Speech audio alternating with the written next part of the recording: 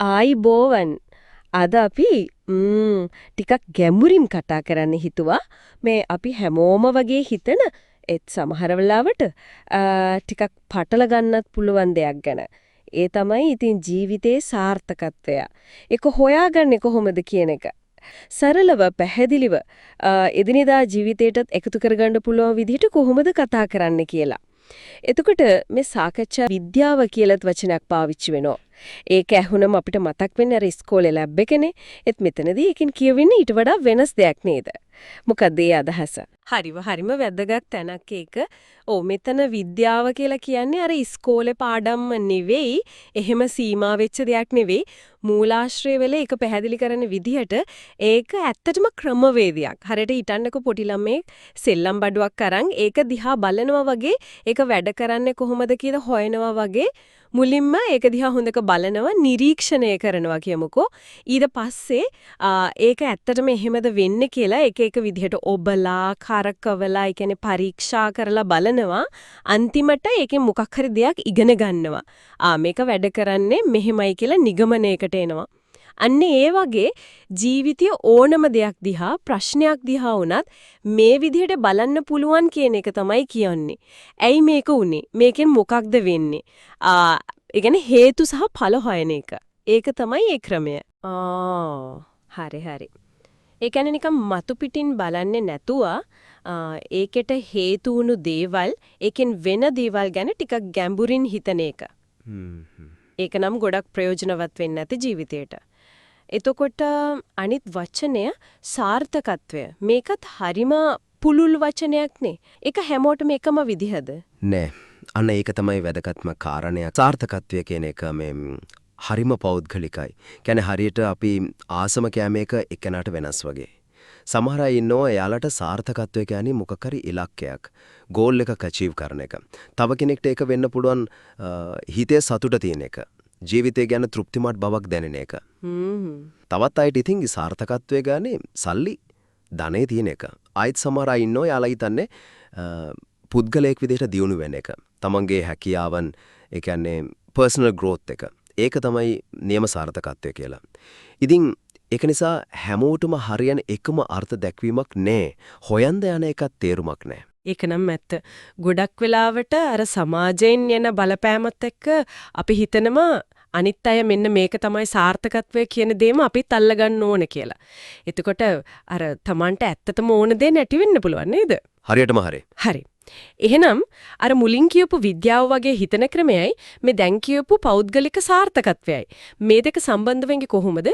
සම්බන්ධයේ තියෙන්නේ මෙහෙමයි. අර විද්‍යාව කියලා කිව්වේ අර ක්‍රමවේදයනේ. හොඳට බලනවා, හොයනවා, කරුණු තේරුම් ගන්නවා, නිගමන වලට එනවා. අන්නේ ක්‍රමවේදයම තමයි පාවිච්චි කරන්න පුළුවන් වෙන්නේ. තමන්ගේ අර පෞද්ගලික සාර්ථකත්වයට යන පාර හොයා ගන්න. මේක හරියට තමන්ගේම පරිශ්‍රණයක් කරනවා වගේ කියලා තමන්ගේ ජීවිතය ගැන, තමන්ගේ ආසාවන් මොනවද, දැන් ඉන්නේ කොතනද වගේ දේවල් නිරීක්ෂණය කරලා ඊට පස්සේ එක දේවල් පරීක්ෂා කරලා බලලා අන්තිමට තමන්ට හරියනම පාර මොකක්ද කියලා නිගමනයකට එන එක. ඒක තමයි සම්බන්ධය. මේක තව ටිකක් පැහැදිලි කරන්න මූලාශ්‍රයේ තිබ්බ හරි අපූර්ව උපමාවක් තිබුණා. හිතන්නලු ජීවිතය කියන්නේ රේස් එකක් කියලා. දුවන පැනීමේ තරංගයක්. හරි. හැබැයි ප්‍රශ්නේ තියෙන්නේ මේ රේස් එකේ හැමෝම පටන් ගන්න එකම ඉරේ ඉඳලා නෙවෙයි. සමහරු රේස් එක පටන් ගන්නකොටම අනිත් අයට වඩා ගව් ගානක් ඉස්සරහින්ලු ඉන්නේ. සමහරුන්ට දුවන්න තියෙන්නේ ලස්සන තාර දාපු පාරක. තවත් අයට ගල් බොරළු කඳු වංගු තියෙන පාරක. සමහරු හොඳ එළියේ දුවනවා, සමහරුන්ට කුණාටුවක් මැද්දේ දුවන්න වෙනවා. අනික තමයි සමහරුන්ට උදව්වට කට්ටිය ඉන්නවලු. වතුර කිඩක් දෙන්න, තල්ලුවක් දාන්න. ඒත් තවත් අය ඉන්නවා එයාලට සම්පූර්ණයෙන්ම තනියම දුවන්න වෙන්නේ. ඒක අහනකොට නම් ඇත්තටම ටිකක් අසාධාරණයි වගේ එතනවා නේද? ජීවිතයේ ඇත්ත එකමයි කියලා දැනගෙන හිටියත්. ඔව්. ඒක තමයි යථාර්ථය. ඒ අතින් බලුවම ජීවිතේච්චර සාධාරණ නෑ. හැබැයි මේ රේස් එකේ දිනුම බලන්න ඕන අනුන්ගේ දුවන විදිහත් එක්ක සසඳලා නෙවෙයි කියන එක. අර අමාරු පාරේ කුණාටුව මැද්දේ තනියම දුවපු කෙනා එයා සමහර විට අර ඉලක්කයට යන පරක්කු වෙන්න පුළුවන්. ඒත් එයා ඒ ගමන ඇතුලේ ඉගෙනගත්ත දේවල්. එයාගේ හිතේ හයිය. ඒක සමහර විට අර ලේසි පාරේ දුවපු කෙනාට වඩා කොච්චරවත් වෙන්න පුළුවන්. ඒකත්. ඒ නිසා සාර්ථකත්වය මනිනකොට අනුන්ගේ මිනුම් දඬු ඒ කියන්නේ අරයාට මෙච්චර තියනවා මෙයාට මෙච්චර තියනවා කියලා බලන්න ගියොත් වෙන්නේ අපිවම වැටෙන එක. ඒ වෙනුවට Tamanගෙම මිනුම් දණ්ඩක් හදාගන්න එක තමයි වැදගත්. හරිම වැදගත් කාරණයක් ඒක. Tamanගෙම මිනුම් දණ්ඩක්. එහෙනම් කෙනෙක් කොහොමද මේ Tamanගේම පාර අර Tamanගේම මිනුම් දණ්ඩ හොයාගන්නේ? අර විද්‍යාත්මක ක්‍රමය පාවිච්චි කරන්නේ කොහොමද ඒකට? මූලාශ්‍රවල ඒ ගැන ප්‍රායෝගික පියවර මොන හරි තිබුණද? ඕ ඒකට හරිම පැහැදිලි සරල පියවර 4ක් ගැන තමයි මේක හරියට ස්ටෙප් බයි ස්ටෙප් යන ගමනක් වගේ. ඒක අරමුණේ පැහැදිලි බව. ඒ කියන්නේ ක්ලැරිටි එක.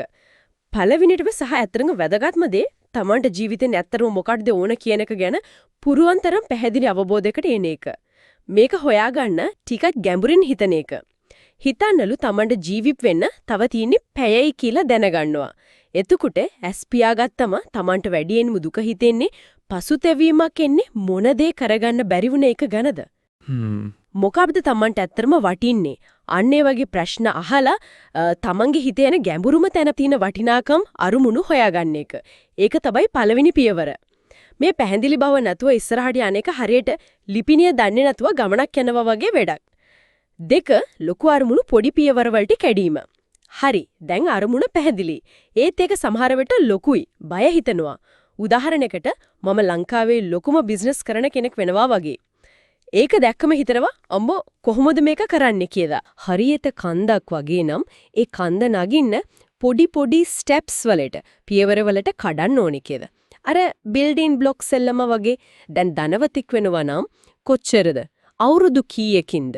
එතකොට අවුරුද්දකට කීයක් හොයන්න ඕනේද? මාසයකට, දවසකට ඒ දවස් ඇතුලේ ඒකට මොනවද කරන්න ඕනේ? ඔහොම පොඩි මැනේජ් කරන්න පුළුවන් කෑලි වලට කඩපුවාම අර ලොකු අරමුණ එච්චර බය හිතෙන එකක් නෙවෙයි. 3 වර්තමාන තත්ත්වය තක්සේරු කිරීම. හරි දැන් අරමුණ තියෙනවා, ඒකට යන පොඩි පියවරක් තියෙනවා.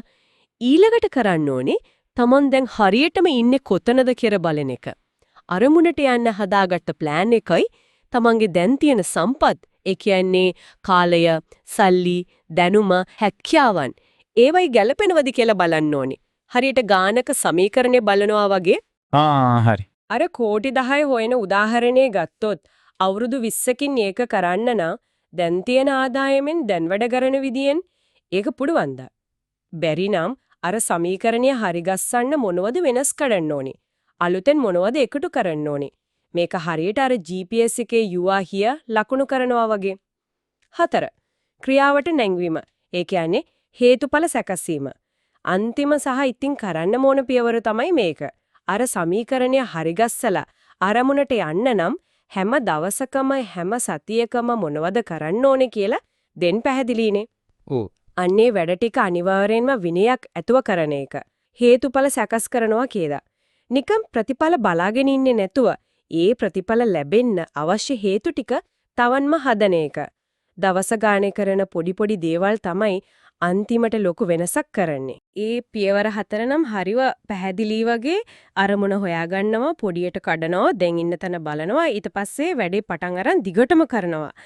ඒත් අර අන්තිමට කියපු එක දිගටම කරන එක ඒක තමයි මං හිතන්නේ ගොඩක් අයච අමාරුම දේ. අපි දකින්නවනේ කොච්චර දේවල් උනන්දුවෙන් පටන් අරන් අතරමඟ නවතිනවද? ඇයි එහෙම වෙන්නේ? ඒකට මොනවද කරන්න පුළුවන්? ඔව් ඒකත් බොහොම තදින් කතා වුණු දෙයක්. ගොඩක් වෙලාවට වැඩක් අතරමඟ නතර වෙන්න ප්‍රධානම හේතුව විදිහට මූලාශ්‍රය හඳුනාගෙන තිබුණේ අර පළවෙනි පියවරේ තිබ්බනේ අරමුණේ පැහැදිලි බව, ක්ලැරිටි එක. අන්ද ඒකේ අඩුකම Tamanට අතර මේක ඕන ඇයි, මේක කරන්නේ මොකකටද කියන එක ගැන ගැඹුරු අවබෝධයක් නැති වුණාම පොඩි බාධකයක් එනකොට, ටික කම්මැලි හිතෙනකොට ඒක අතෑරලා දාන්න හිතෙනා මොකද ඒක කරන එකේ වටිනාකම පැහැදිලි නැති නිසා. ඒතින් දිගටම අරමුණ පැත්තට යන්න නම් අර පැහැදිලි බවට අමතරව එකක් තමයි විනය සහ නොනවති උත්සාහය. ඩිසිප්ලින් සහ පර්සිස්ටන්ස්. පැහැදිලි බව අතිවාරයම් නම් මේක තමයි උඩ හදන බිත්ති වගේ. විනය කියන්නේ කින් Tamanට කරන්න තියෙන දේ හිත නැති වෙලාවටත් කම්මැලි හිතුණත් කරන එක. හැමදාම උදේට නැඩිටලා එක්සර්සයිස් කරනවා වගේ. නොනවති උත්සාහය කියන්නේ බාධකාවම වැරදුනාම අතෑරලා දාන්නේ නැතුව ආයෙත් උත්සාහ කරන එක. ප්‍රතිඵලෙ එන්න පරක්කු වුණත් දිගටම කරගෙන යන එක. මේ දෙකම පුරුදු කරන්න ඕන දේවල්. අනිත් කුළුණ තමයි දැනුම සහ කුසලතා. knowledge සහ skills. දැන් අරමුණ තියෙනවා විනයක් තියෙනවා කියමුකෝ. ඒත් ඒ අරමුණට යන්න ඕන කරන දැනුම හැකියාව නැත්තම් වැඩක් වෙන්නේ නැන්නේ. ඒක ඇත්ත. මේ දැනුමයි කුසලතාවයි කියන්නේ හරියට වැඩකට ඕන ආයුධ වගේ කියලා. ඒ ආයුධ නැතුව සටනට යන්න බෑනේ. ඉතින් ඉගෙනීම කියන්නේ අර ඉස්කෝලේට විතරක් නෙවෙයි පොතක් කියවන එක, අලුත් දෙයක් ගැන වීඩියෝ එකක් බලන එක, පළපුරුදු කෙනෙක් ගැන අහගන්න එක මේ හැමදේම ඉගෙනීමක්. තමන්ගේ අරමුණට අදාළව නිතරම අලුත් දේවල් ඉගෙන ගන්න එක, තමන්ගේ ස්කිල්ස් දියුණු කරගන්න එක අත්‍යවශ්‍යයි. ඒ කියන්නේ අර පැහැදිලි බව. ඊට පස්සේ විනයයි, උත්සාහයයි, දැනුමයි, කුසලතාවයි. මේ තුනම එකට තියෙන්න ඕන. එතකොට තමයි අර ගමන ස්ථාවර වෙන්නේ. එකක් හරියේ නැත්නම් අර අතරමඟ නතර වෙන්න තියෙන ඊට වෙඩි. හරියටම හරි. ඒ තුනම එකිනෙකට සම්බන්ධයි. එකක් අනිත් එකට උදව් කරනවා. හරි. දැන් හිතමුකෝ කෙනෙක් ඔය කුළුණු තුනම ශක්තිමත් කරගෙන තමන් ඉන්න ෆීල්ඩ් එකේ තමන් කරන වැඩේ යම් මට්ටමකට දක්ෂ වුණා කියලා.